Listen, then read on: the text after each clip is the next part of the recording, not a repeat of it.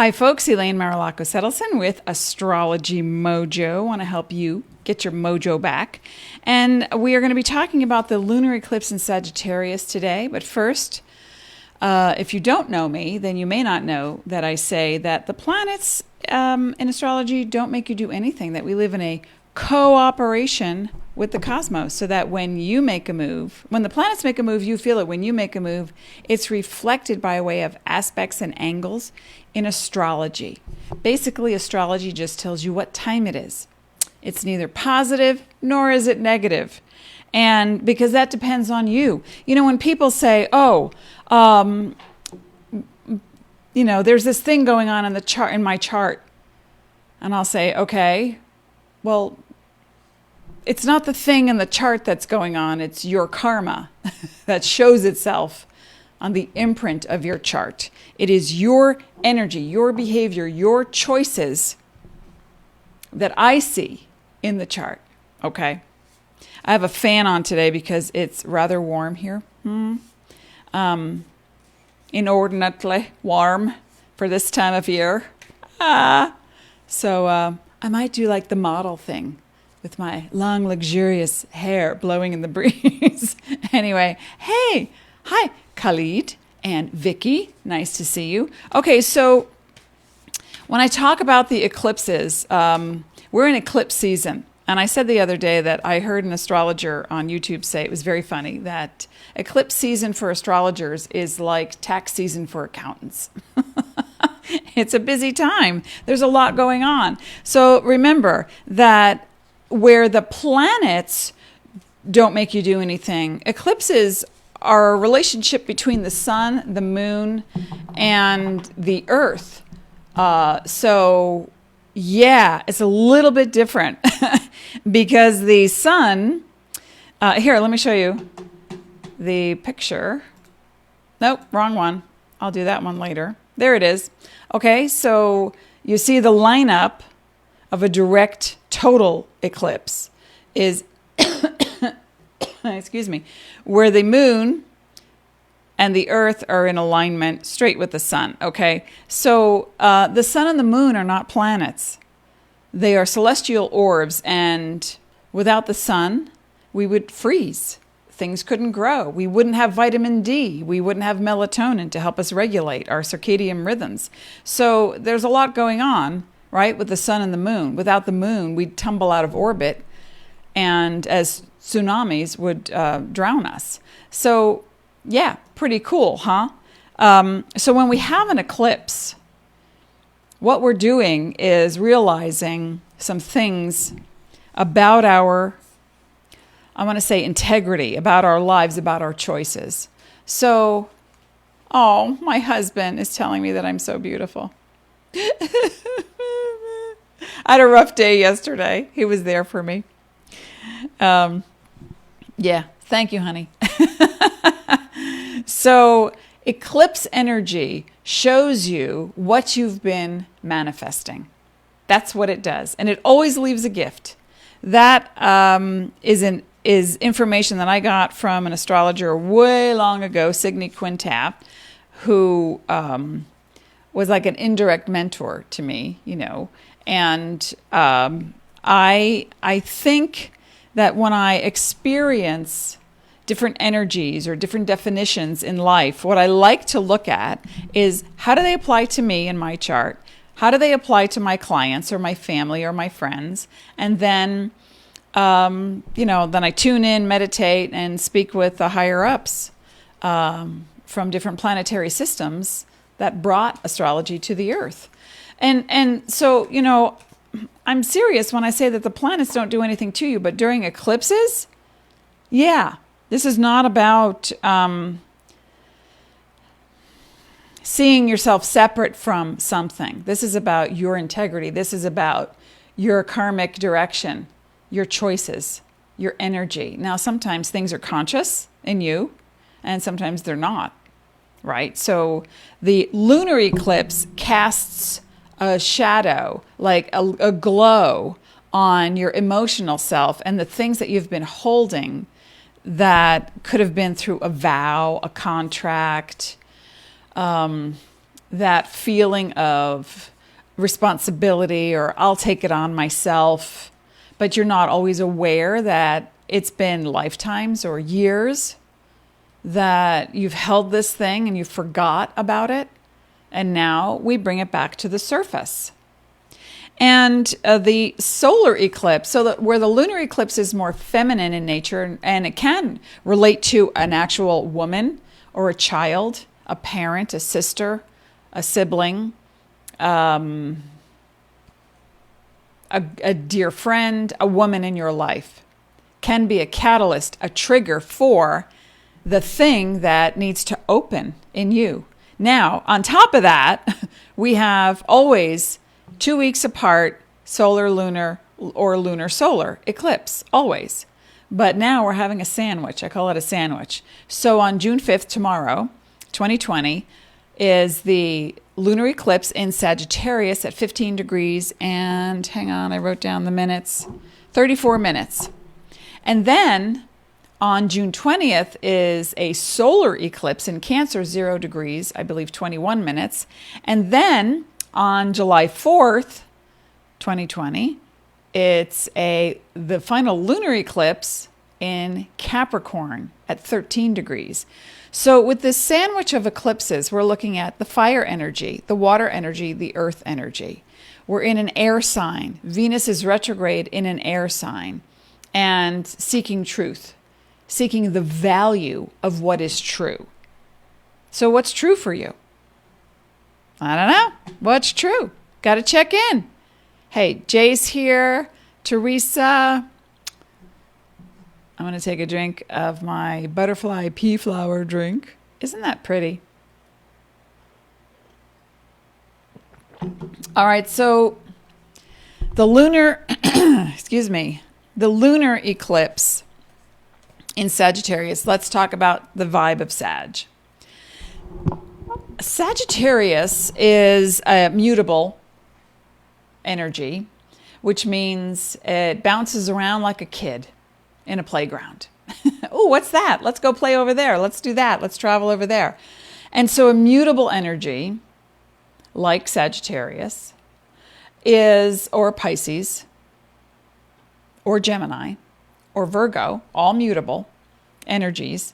That's the elements in astrology. And what is it? It has a difficulty grounding itself. Sagittarius is a fire sign. And it's I would call it a steady burn toward the truth. It's the practical spiritualist.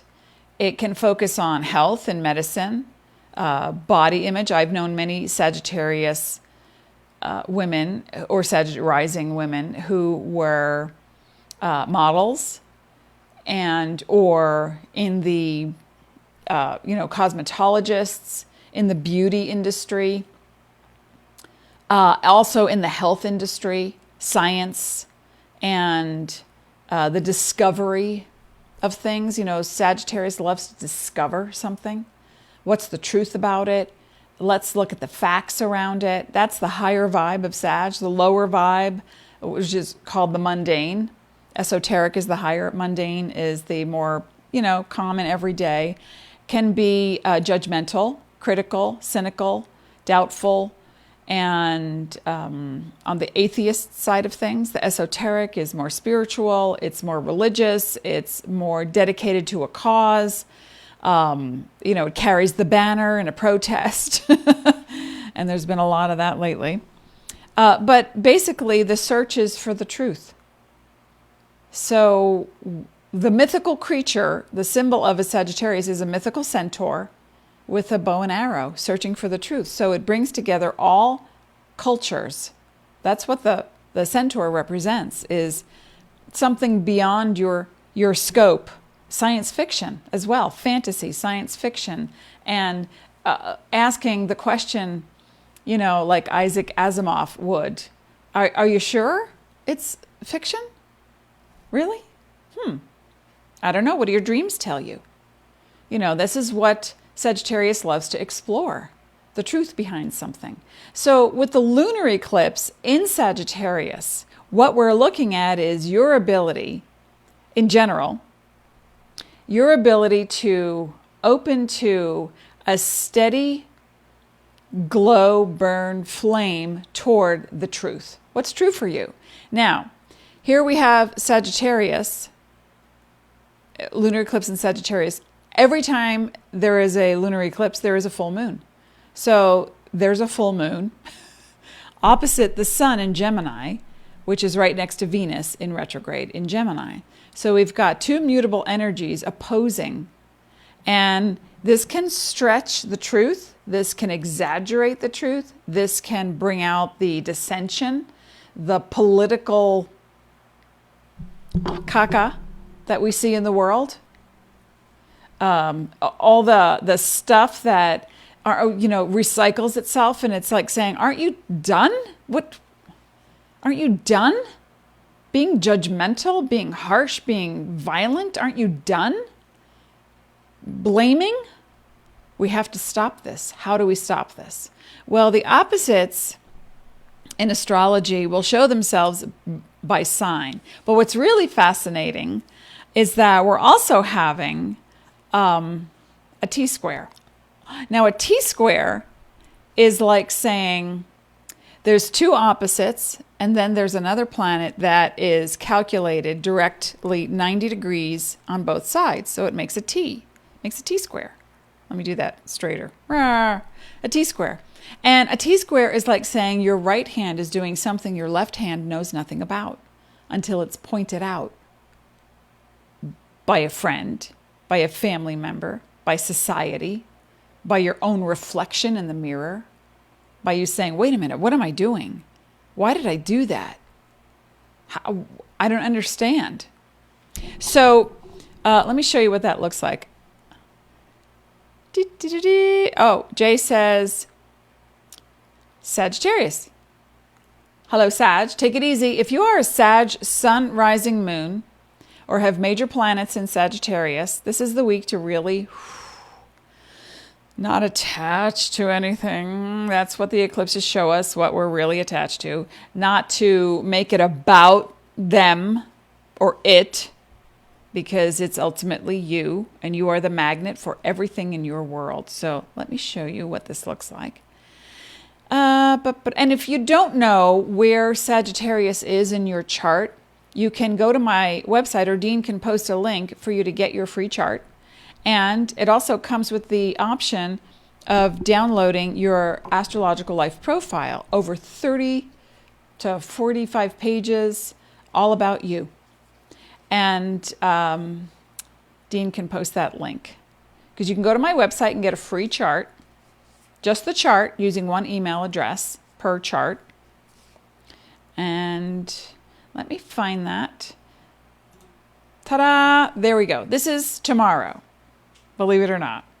This is what it looks like astrologically tomorrow. Now, we can see up at the top that there's the sun in Gemini, there's Venus in Gemini retrograde, the little red RX is retrograde. And then straight across down to the bottom, we've got the moon, 15 degrees, 34 minutes of Sagittarius. That is the eclipse tomorrow. But we're already in the energy of it, and we have been for weeks. And if you have a Sagittarius sun, rising, moon, Gemini, sun, rising, moon, Pisces, sun, rising, moon, Virgo, sun, rising, moon. All the mutables are feeling this eclipse the most. But everybody's going to feel it, because you see down below at the cusp of every house, it shows you what sign is ruling what house.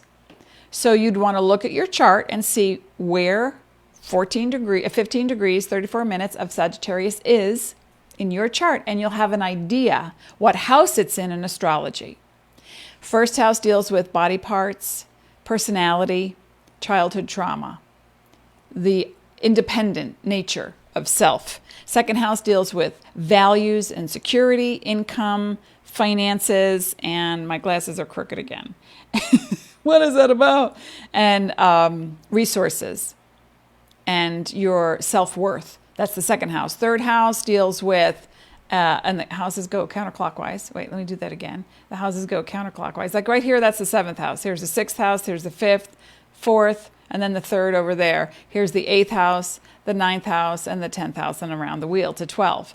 So the 3rd house is communication, inner communication, how you think, how you perceive, the judgments you form, the beliefs you adopt. Your siblings deals with the relationship. If you don't have siblings, it's close friends who are like siblings.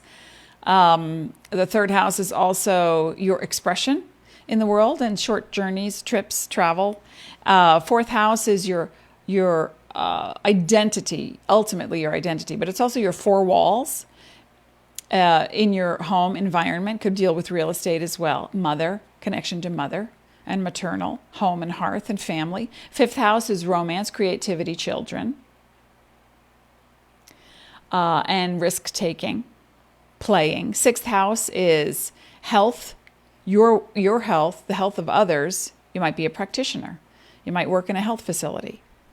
It also deals with small pets and productivity and championing the community, like being a lobbyist or petitioning for things. The 7th house is marital partners, business partners, high-end clients, vendors, and or fans or open adversaries. And then the 8th house is all about your money with others, joint resources, insurance matters, income that deals with taxes and or an accountant or tax attorney.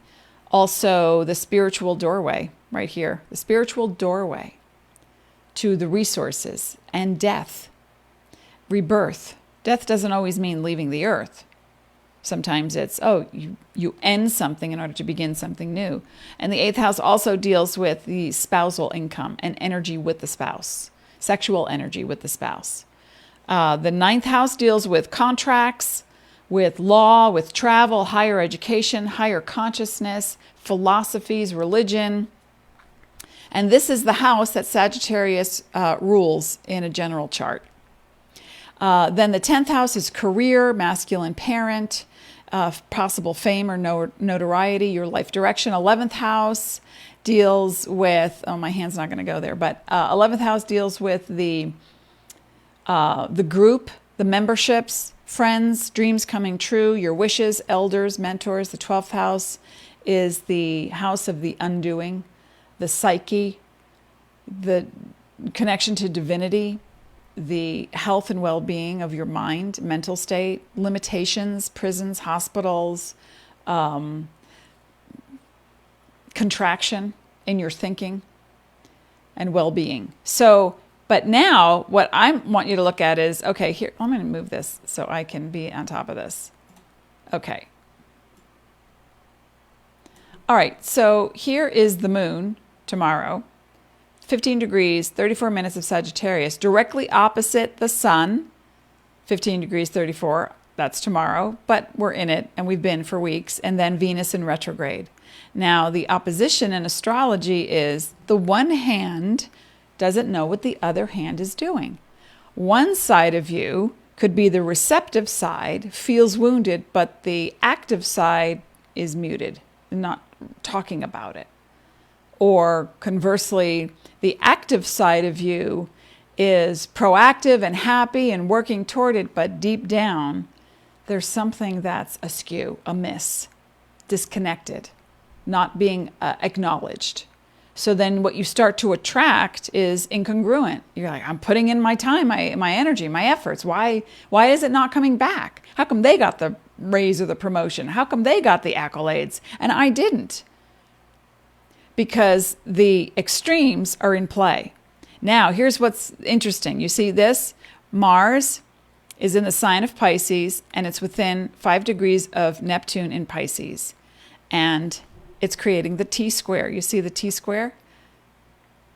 From here to here creates a 90-degree angle to the sun and Venus and to the moon. A T-square is your opportunity to open a door that you've been refusing to open, to see your contradiction. Drop the mic. What's your contradiction? What is it that now, I am aware that some people say, oh, I definitely know that I say one thing and do another. Okay, well, if you know that, are you willing to do something about it in order to change that frequency? Because that's what it's about right now. You need to change that frequency, because if you don't, then nothing changes. Oh my God. And the truth shall set you free. All right. And because we're in the guise of all the eclipses, it's not just the lunar eclipse in Sagittarius. Now we're already in the energy of the Cancer eclipse. I'm going to be talking about that on Monday.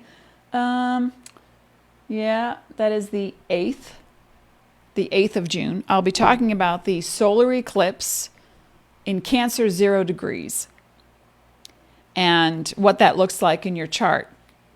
And we're also in the energy of, and solar represents masculine, where lunar represents feminine, inward, passive, recreating values. That's what Venus is all about right now. Remember, the planets aren't doing it to you. It is a representative. The planets are your celestial representatives to say this is one way of divining your truth, by looking at what is it that I truly value and why do I not adhere to those principles? That's the question that the T-square wants to ask you, metaphorically speaking.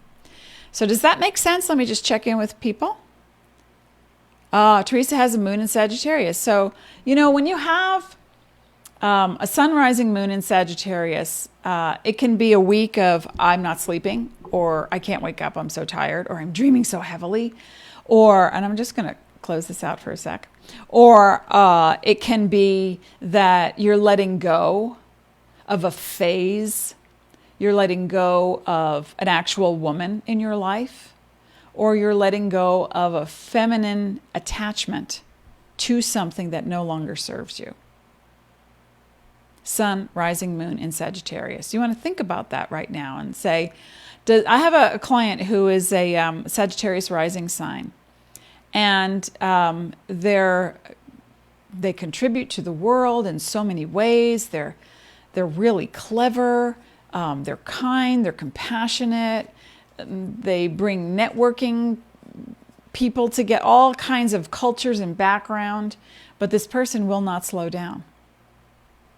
Doesn't slow down. And their body is affected now. They're not feeling good. They're not feeling good at all. And, I said to them the other day, well, this is your opportunity now to really listen to your body's needs. And they are over the age of 60. And I said, at this point, you had surplus energy to get you through those moments when you were hungry and you didn't eat. And when you just, went from one city to the next doing your thing and not taking care of your body, it's now going to catch up with you. So we want to really pay attention to the body. And that goes for all Sag, Sun, Rising, and Moon. Now, once you do that, then pay attention to that moment in time that you have a temper tantrum or a hissy fit, that you're not moving fast enough, that you're not affecting change, that you're not part of the group, that you think you're going to miss something. You're not going to miss anything except your health, your well-being, right? Let's ponder that. Let's think about that, because it's going to make such a difference during this eclipse season. Now, the eclipse season started, again, months ago. If you have Sagittarius Sun, Rising, Moon, it started for you probably way back in January, depending on the degrees and angles in your chart, and it will continue through October. For the general populace, it's not just the day, lunar eclipse tomorrow, okay, I'll lay low and then go back to work on Saturday. No.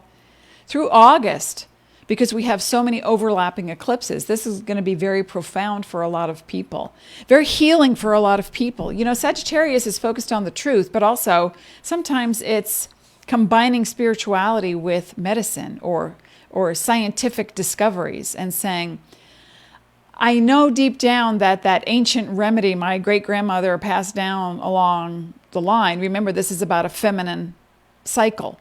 The lunar eclipse deals with feminine energy, whether you're a man, woman, or gender nondescript. or non-binary. This is about feminine energy. And so it can be that, the recipe passed down for warts or colds or the flu, or in my house, my grandmother had leeches in the refrigerator and would have them applied appropriately or whenever they felt that they needed them. And then all the friends and family would come and they'd have leeches put on their body. This is just 2 generations away from me. But yet, the bloodletting of the leech activity was,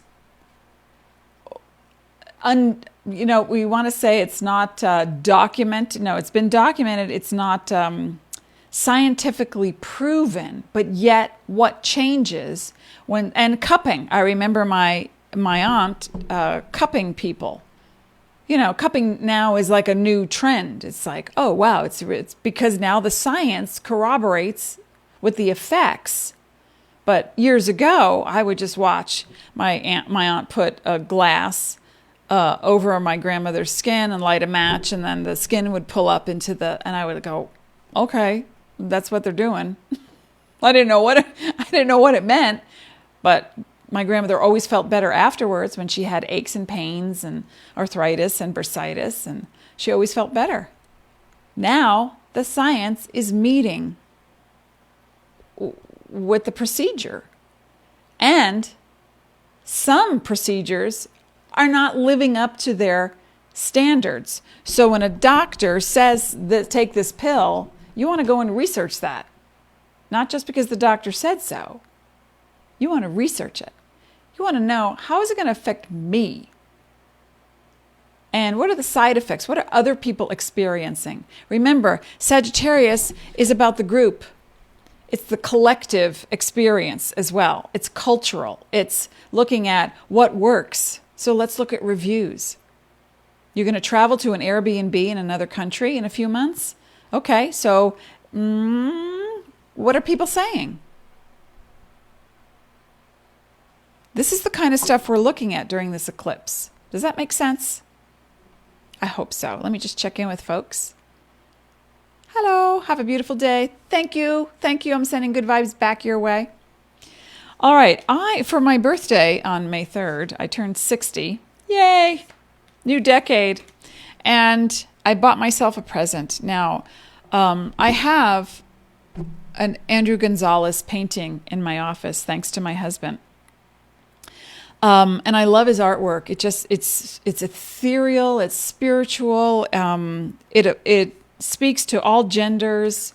And so I went looking for tarot or oracle cards with his artwork. I was like, months ago on a whim, just like, I wonder if Andrew Gonzalez has tarot oracle reading cards. Why not? I checked them out. They did. They were all sold out. So I was like, oh, I'm really sad because I wanted them for Christmas. So what I did right before my birthday, I thought, I wonder if the oracle, I wonder. So I went ahead and I searched and I found one set on Etsy and I bought it. Alana Fairchild is a tarot reader and writes the information. Look at that artwork. This is Andrew Gonzalez. This is some of the most beautiful artwork that I have ever seen. And he does this, and the way it's lit in a gallery is such that the depth of the painting turns 3D. It's just amazing. Anyway, I've got one right in my office, and I look at it every day, and it's so beautiful. So now I'm going to pull a card for everyone. And it includes vibrational healing, the solfeggio frequencies, animal magic. It's pretty cool, huh? So in the meantime, while I'm doing this for the lunar eclipse for all of you, I'm going to whip these cards into shape. I want you to go over to, click the link that Dean has posted in the chat and that's in the thread, and go get your chart. And then consider getting your astrological life profile that I wrote to help you understand more about your planetary placements. And it's very affordable. All right, now I'm just going to take a sip. Does that make sense? Is this helping?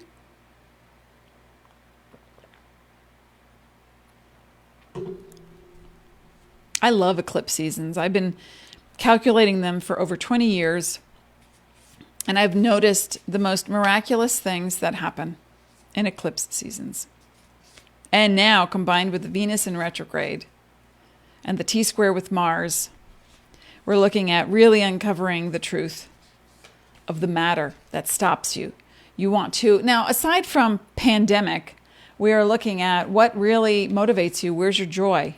What is the thing that gives you the biggest... I love my life. This is beautiful. This is... Or, I can't live here anymore. I have to move. It was around the time of an eclipse series in the months of... when we realized we were living in, my husband and I, we weren't married yet, but we were living in New Jersey. And we came to this juncture, and it was, I can't do this anymore. I can't do the humid summers. I can't do the traffic, the noise, the smell of gasoline. I can't do it. And he was in agreement.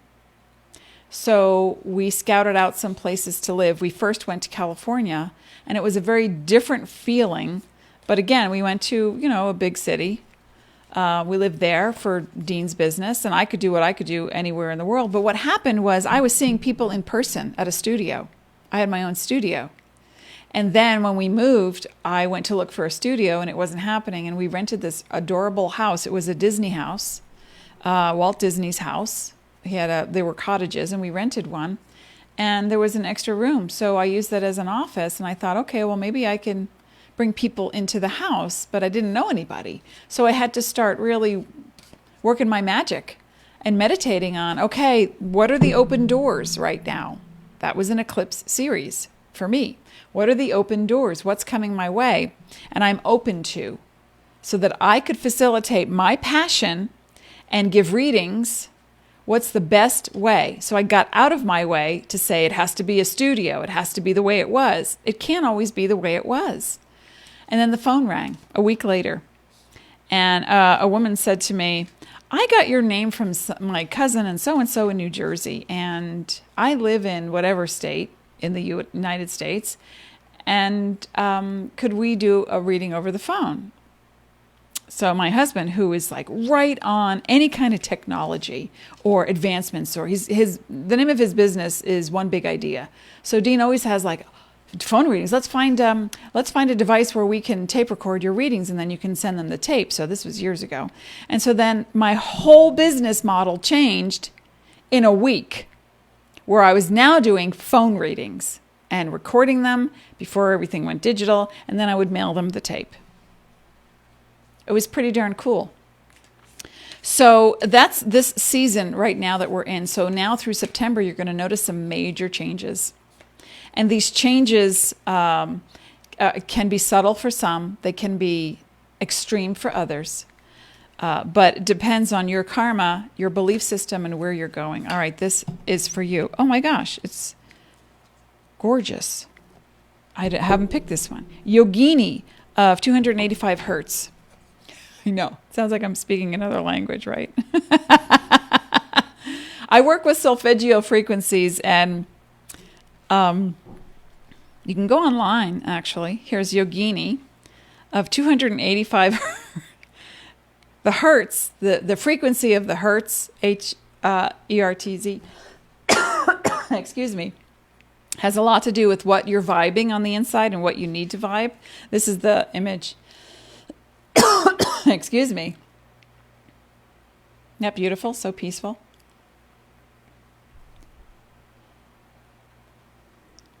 Changes in your life, including closing doors or missed opportunities, are not going to derail your fulfillment. Realignments are happening based on divine wisdom and timing. You are being diverted from unnecessary obstacles and suffering. Trust in how your life path is unfolding. Stay true to your authenticity.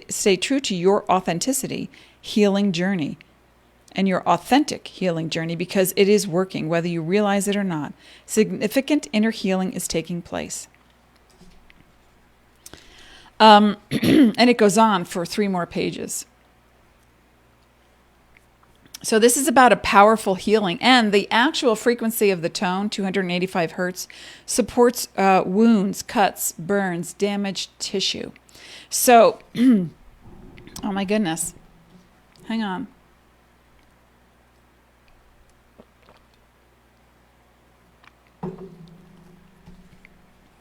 So some of you, and remember, this is a healing vibe, lunar eclipse in Sagittarius, a healing vibe. So some of you are needing some physical healing. So I want you to go onto YouTube and examine the 285 hertz of the solfeggio frequency. Now, they work best when you have earphones in, because then they get right to the matter. So that's for some of you, and I'm going to pull one more.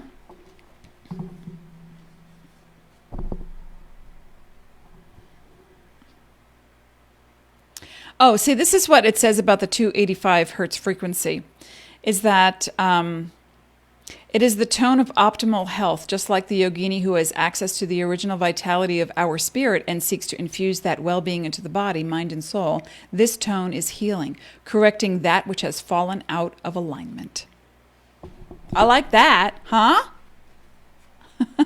Who's here? Come say hello to me. All right, I'm going to pull one more. For the collective, for the lunar eclipse in Sagittarius, I'm asking my angels, my starseed, all my light workers to chime in on this one and to move the energy past time, experience, karmic dimensions. They're stuck together because they're new. Hi, Ellen. If you're just joining us, you can always catch this on a replay on Facebook or in about a week on YouTube, on my YouTube channel. Just look for Elaine Marolakos Edelson, Astrology Mojo, and you can subscribe, click the little bell, and you'll be notified every time I upload my series of Facebook videos. And then comment. Let me know if this is helping you and how it's helping you. Hi, Kate. All right, I'm going to try to flip these together. They're so stiff, but, oh, well, that worked. Let's try one more. All right, this is for the collective. I don't know this card. These are all new for me. Shekinah. And what I like about this deck is that they bring in all different modalities of healing. It's such a Sagittarius vibe, this whole deck, because it's light workers, it's Native American, it's Eastern Indian, it's Tibetan, it's ritual, it's vibration, it's Greek. So what a great deck to use, right? Ah, Shekinah. What a beautiful, beautiful illustration. The spiritual worlds want to help you resolve your worldly concerns. Okay, so when I ask for a star seed, when I ask for the collective spiritual light workers, angels included, to help, I guess they heard.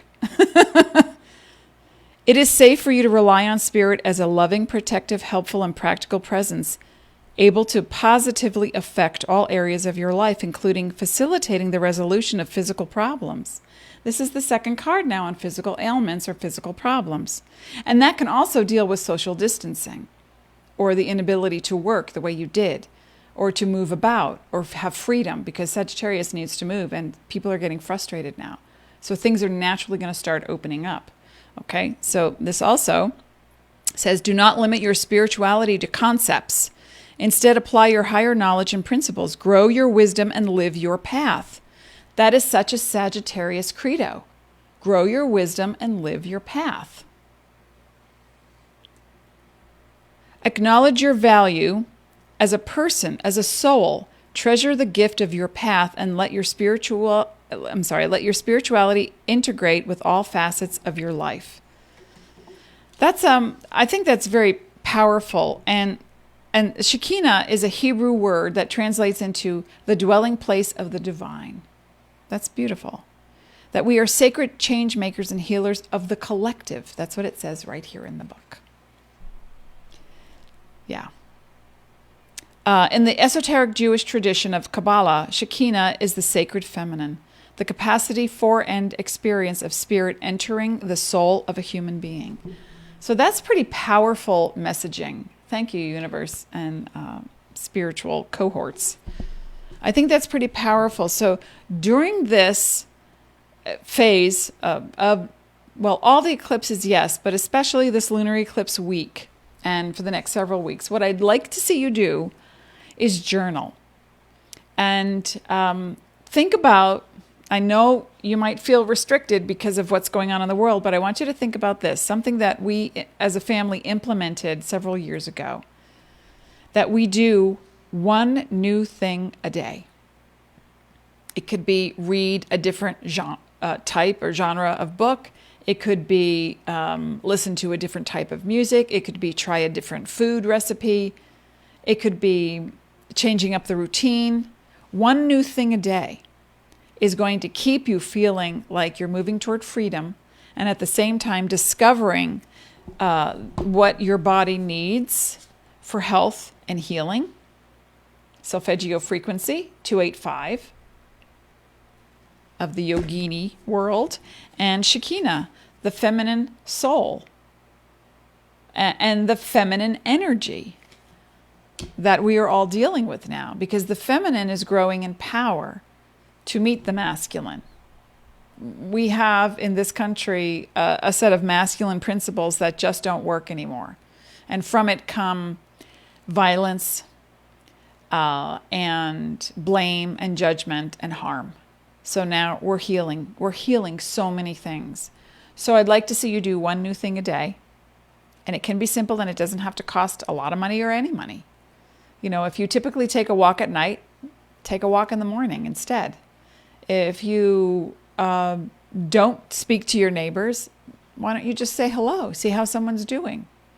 You know, so we're going to apply these things. That's what I'm here to talk about, is the application of exercises and techniques to help you get your mojo back. All right, I'll be back on Monday and we'll be talking about the solar eclipse in Cancer. Have a great, calm weekend. And if you can't sleep, I want you to consider, remember, I don't diagnose and I don't prescribe, but the herb ashwagandha helps calm down the nerves and supports the adrenals. Crocus sativus drops with glycerin, they are saffron drops, help to regulate moods, and they are clinically proven to be equal to 10 milligrams of Prozac. 6, 7 drops, 5 drops. You know, you'll experiment, you'll see. Making sure you get enough rest, enough clean water, enough exercise, like the basic body needs, right? You're healing. You've got to take into account all parts of you, body, mind, spirit. And there it is. And so it is.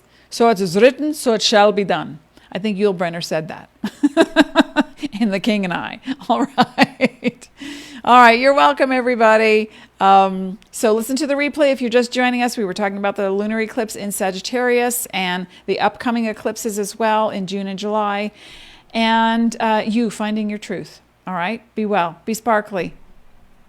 I wish you peace as always. See you soon.